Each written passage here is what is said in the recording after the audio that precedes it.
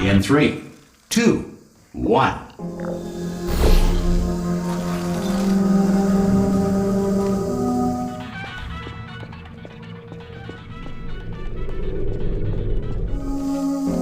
Cube and button-based testing remains an important tool for science, even in a dire emergency.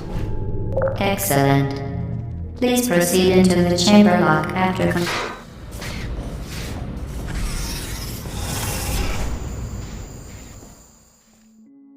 Has anyone ever played Portal 2 immediately after the first game and thought, there's something that feels different about this game? And not just the fact Aperture isn't ruined by the events of Portal 2. That's obviously just an environmental change due to the game taking place like centuries later. That's just an effect of the narrative. No, what I'm talking about are details that you gotta squint and listen out for. Before I explain further, let me play you both clips of that first chamber again, this time slowed down so it's easier to compare to both of them.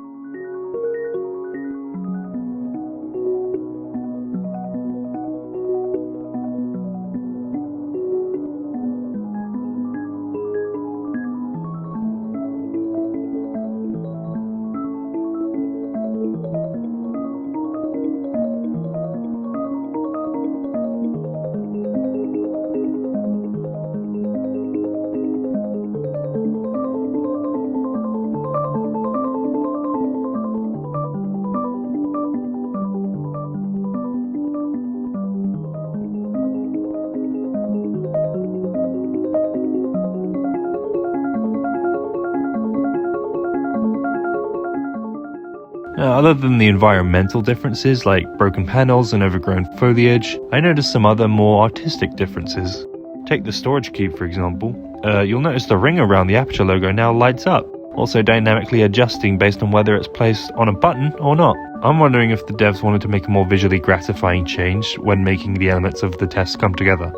It even sounds different. In 1 it sounds like a hollow metal barrel or something, whereas in 2 it actually sounds more subdued but still hefty, and well, like a weighted storage cube. These are the kinds of details I'm interested in exploring in this video. The niche, the stuff most people don't really give a shit about. But luckily I do, so let's dive in further. What other slight details have I noticed? Well, can't ignore the fact that the lifts or elevators between tests are completely redesigned. They're not even spaced the same as the original, and in 2, they're pushed way back and require going down a flight of stairs to reach. And they're way more compact. This straight up does feel like a retcon, and it does bug me slightly. I am definitely just a bit too obsessed with narrative consistency. Well anyways, the portal gun sounds different to the first game too. Well, more accurately, the sounds the portal themselves make when shot at a surface.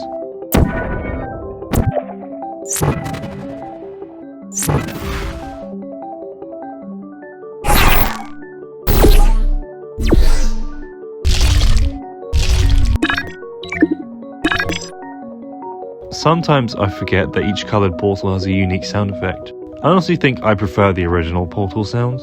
They sound more recognisable to me. They were even used in LEGO Dimensions Level Pack, which was based on the second game, so I don't think I'm alone on that. And what about those white panels that host the portals? You might be surprised to hear that they're different too. Kinda. If you look at both versions side by side, there is a difference in texture. In Portal 2, it definitely just feels more modern. You can see the groove patterns printed on each wall. So yeah, these white surfaces are portal conductive, and just in case you're not familiar, Portal 2 does tell us how they're made, or more accurately, Cave Johnson tells us. First up, conversion gel. The bean counters told me we literally could not afford to buy $7 worth of moon rocks, much less 70 million. Bought them anyway, ground them up, mixed them into a gel. And guess what? Ground up moon rocks are pure poison. I am deathly ill. Still, it turns out they're a great portal conductor. So now, we're going to see if jumping in and out of these new portals can somehow leach the lunar poison out of a man's bloodstream. I hadn't realised it until I was making this video, but even the test doors are different. They have this kind of basic design in the first game, but they got an upgrade with the Stickman. A pretty recognisable imagery in this game, even on the logo. You know, when you start to notice all these things, it kind of feels like the sequel is lying to you. Like, oh, it was always like that.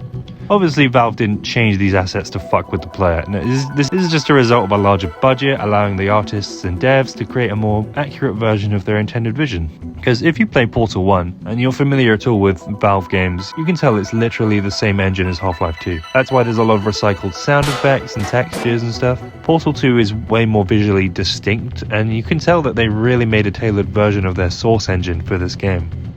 Now, another thing that was changed were the backrooms of Aperture. In the original, when you got behind the scenes, it almost felt like you're inside an industrial factory more than a test facility.